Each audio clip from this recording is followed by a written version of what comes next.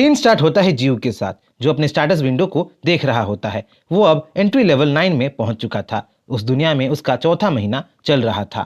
इन 4 महीनों में वो बहुत कुछ सीखा था। वो ट्री बन के अपने लाइफ को एंजॉय कर रहा था। उसके पास फॉल्कन्स के कुछ चूजे और म्यूटेंट रेड फॉक्स बोल के एक मॉन्स्टर भी था। क्योंकि रेड फॉक्स एरो की वजह से वुंडेड था, तो जीयू सोचने लगता है कि म्यूटेंट रेड फॉक्स के घायल होने के जिम्मेदार जरूर इंसान होंगे। जीयू इस वक्त इंसानों से मिलने के लिए तैयार नहीं था। इंसान अगर जीयू को ड्वाइड समझ के काट देंगे तो वो वहीं मर सकता था। इसीलिए वो अपना लो प्रोफाइल बना के रहने की सोचता है। वो इंसानों से बच के रहने की सोचता है, उनको अवॉइड करने की सोचता है। पर ऐसा होता नहीं है। दूर से जीयू को कुछ आवाजें सुनाई देता है। जब वो उस ओर गौर करता है तो उसे 2 इंसान उसकी तरफ आते हुए दिखते हैं। उन 2 लड़कियों को देख जीयू तुरंत अपने स्पिरिचुअल फेस को ट्री के ट्रंक के अंदर छिपा देता है। वो 2 लड़की जीयू के पास आती हैं, उसको फादर बोल के उसके सामने कुछ अगरबत्तियां जलाती हैं और कुछ खाने का ऑफरिंग देती हैं। यहाँ हमें पता चलता है कि जीयू के नीचे उन दोनों लड़कियों के फादर को दफनाया गया था। एक तरह से जीयू उन 2 लड़कियों के फादर के कब्र पे खड़ा था। उनके फादर के डीकम्पोस्टिंग बॉडी को ऑब्जर्व करके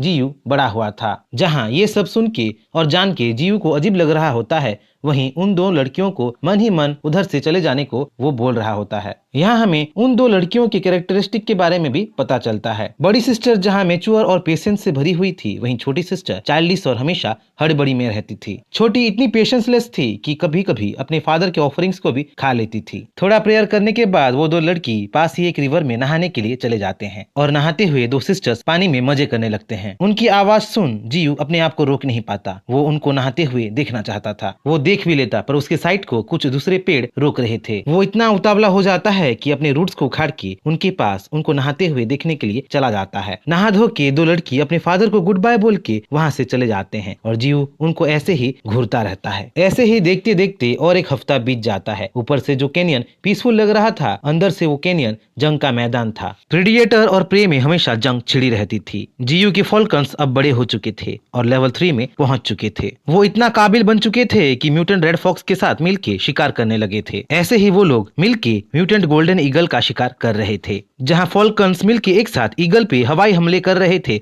वहीं रेड फॉक्स ईगल को काट के अपने दांतों से हमला कर रहा था। पर म्यूटेंट गोल्डन ईगल को हराना म्यूटेंट रेड फॉक्स और फॉल्कन्स के बस में नहीं था। म्यूटेंट गोल्डन ईगल उनसे लेवल में बहुत ज्यादा ऊपर था। म्यूटेंट गोल्डन ईगल जो अपने क्लॉज से शिकार को फाड़ के रख देता था और अपने स्टील जैसे पंखों से एनिमीज पे हवाई हमले करता था, वो अब म्यूटेंट रेड फॉक्स और फॉल्कन्स पे हावी होने लगा था। Mutant golden eagle mutant red fox को अपने क्लॉज में पकड़ के जमीन में पटक देता है। ईगल फॉक्स को खाने ही वाला था कि जीयू ईगल को अपने ड्रिलर जैसे ब्रांचेस से अटैक कर देता है। जो ईगल कई दिनों से कैनियन के ऊपर मंडरा रहा था, वो आखिरकार मारा जाता है। जीयू को समझ में आ जाता है कि मॉन्स्टर्स उसके ऑरा के वजह से उसकी तरफ अट्रैक्ट हो रहे थे और इसी तरह किसी दिन अगर कोई स्ट्रॉन्गर मॉन्स्टर उसके एरिया में आ गया तो प्रॉब्लम हो सकता है। उसे मॉन्स्टर्स के लिए अपने आप को प्रिपेयर करना पड़ेगा। सिर्फ उसे ही नहीं, उसके मॉन्स्टर्स पेट्स को भी आने वाले खतरे से लड़ने के लिए स्ट्रॉन्गर बनाना पड़ेगा। लेवल 7 के म्यूटेंट गोल्डन ईगल को मार के जीयू को 70 इवोल्यूशन पॉइंट्स मिलता है। जीयू अपने फॉल्कन्स और रेड फॉक्स को हील करने के लिए और उनको स्ट्रॉन्गर बनाने के लिए अपना ट्री सेप उनको पिला ही रहा होता है कि अचानक वहाँ एक धमाका होता है। धमाका जैसे कि कोई बड़ी सी बिल्डिंग वहाँ दह गई हो। चारों तरफ धूल ही धूल उड़ रहा होता है और जब माहौल थोड़ा सा शांत होता है तो जीयू को तुरंत ही एक वार्निंग नोटिफिकेशन आता है। उसके कई सारे ब्रांचेस और रूट्स कट चुके थे। 50 ब्रांचेस में से बस 24 ब्रांचेस ही बचे थे। जीयू बाल बाल बचा था। जब धूल पूरी तरह जमता है तो जीयू को उसकी ये हालत करने वाला एनिमी दिखता है, जिस एनिमी को आते वो महसूस नहीं कर पाया था, जिसने जीयू की तरह अपना ऑरा छिपा रखा था। वो एनिमी अब उसके सामने था। जीयू का एनिमी एक टोमाहॉक स्नेक था। स्नेक जो लेवल 9 पे था। एक ऐसा स्नेक जिसके सर और पैर पे ब्लेड्स लगे थे। ब्लेड्स जो एक ट्री को आसानी से काट सकते थे। स्नेक को देख म्यूटेंट रेड फॉक्स गुर्राने लगता है। म्यूटेंट रेड फॉक्स को इस तरह गुर्राते देख जीयू समझ जाता है कि रेड फॉक्स स्नेक से पहले लड़ चुका था और शायद